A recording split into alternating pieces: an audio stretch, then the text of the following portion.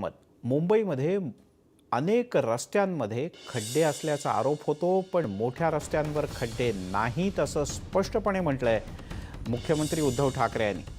सामनाला दिलेल्या मुलाखतीच्या दुसऱ्या भागात मुख्यमंत्र्यांनी हा दावा केला. एवढंच नाही तर 2 लाखांवरच्या कर्जदार शेतकऱ्यांसाठी सरकार लवकरच एक नवी योजना आणेल असं आश्वासनही मुख्यमंत्र्यांनी दिलंय. त्यामुळे शेतकऱ्यांसाठी सुद्धा लवकरच काही खास भेट दिली जाणार आहे असं सांगायला मुख्यमंत्री विसरले नाहीत. यापुढे एकही उद्योग राज्याच्या बाहेर जाऊ देणार नसल्याचा निर्धारही मुख्यमंत्री उद्धव ठाकरे यांनी या मुलाखतीत व्यक्त केला. मात्र राज्यातल्या अनेक रस्त्यांवरच्या खड्ड्यांबद्दल उद्धव ठाकरे यांनी चिंता व्यक्त केली.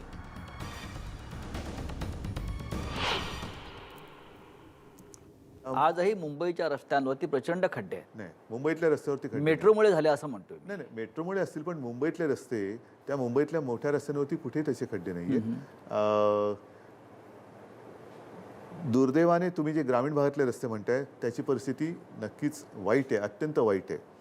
त्याचा सुद्धा आढावा घेतल्यानंतर त्याच्यासाठी लागणारे जे काही बजेट आहे ते महाप्रचंड आहे.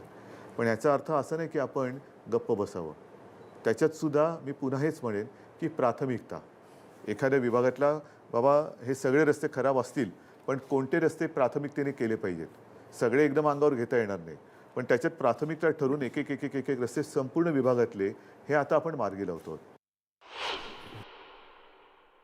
आपलं सरकार स्थापन होण्याआधी जे 5 वर्ष सरकार होतं त्यांनी अनेक असे प्रकल्प निर्माण केले, मंजूर केले, उभे केले, जे पांढऱ्या हत्तीसारखे समोर नंतर आले. आपण त्यांना स्थगिती दिली.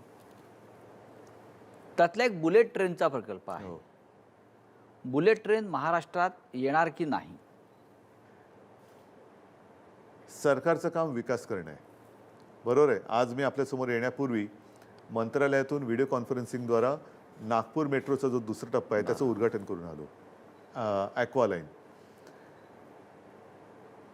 काही गोष्टीला मी स्थगिती दिली, जरूर दिले. मला नेहमी असं वाटतं की पैशाचा जो मगाशी विषय निघाला त्या आर्थिक परिस्थितीकडे बघून राज्याच्या विकासाची प्राथमिकता ठरवली पाहिजे. प्राथमिकता ठरवली पाहिजे. आत्ताच्या आत्ता काय ताबडतोब येणे गरजेचं आहे. नुसतं काहीतरी आपल्याला कोण बिनव्याजी म्हणा किंवा कमी दराने कर्ज देते म्हणून ते अंगावरती घ्यायचं आणि गरज नसताना शेतकऱ्याच्या जमिनी पण काढायच्या आणि हे जे पांढरे हत्ती आहेत हे पोसायचे, हे काही योग्य नाही. बुलेट ट्रेनबद्दल सुद्धा मला असं वाटतं याच्यावरती एक सगळ्यांच्या बरोबर बसून विचार व्हायला पाहिजे की खरंच ह्या बुलेट ट्रेनचा उपयोग कोणाला होणार आहे, किती त्याच्यामुळे इकडे उद्योगधंद्यांना चालना मिळणार आहे. आणि तो जर का उपयोगाचा असेल, पटवून द्या, आपण जनतेसमोर जाऊ, करू प्रकल्प. पण ते तर प्रधानमंत्र्यांचं ड्रीम प्रोजेक्ट आहे असेल असं आम्ही वाचलं. बरोबर आहे, पण हे ड्रीम प्रोजेक्ट जेव्हा जाग येते तेव्हा वस्तुस्थिती समोर असते, स्वप्न नसतं. अजून एक विषय हा वादग्रस्त ठरतोय म्हणा किंवा लोकांपर्यंत नीट तो गेला नाही प्रसिद्धी माध्यमांच्या मार्गातून, तो म्हणजे नाईट लाईफ. मुंबईसारख्या शहरामध्ये आपण नाईट लाईफ सुरू केला आहे. नाईट लाईफचा अर्थ काय? नाईट लाईफचे अर्थ जसे आपण घ्यावे तसे आहेत. नाही, आपण काय घेणार? आपण प्रत्येक वेळा जीवाचीच मुंबई केली पाहिजे असं नाही. म्हणजे मला आचार्य अत्रेंचं एक ते भाषण आठवतं. आता ते सांगणं कितपत योग्य आहे अयोग्य आहे, कारण आत्रे होते. जशी बाळासाहेबांची एक भाषा होती तशी आत्रेंची एक भाषा होती.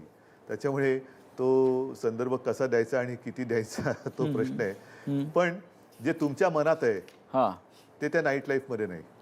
बरं. नाईट लाईफचा अर्थ असा की लाईफ हा शब्द महत्त्वाचा आहे.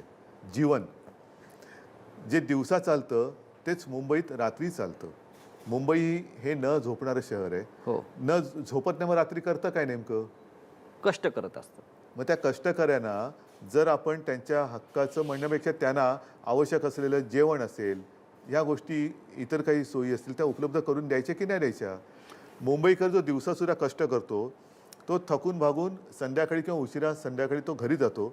घरी जाऊन थोडासा विसावून बाहेर पडतो, तोपर्यंत सगळं बंद झालेलं असतं.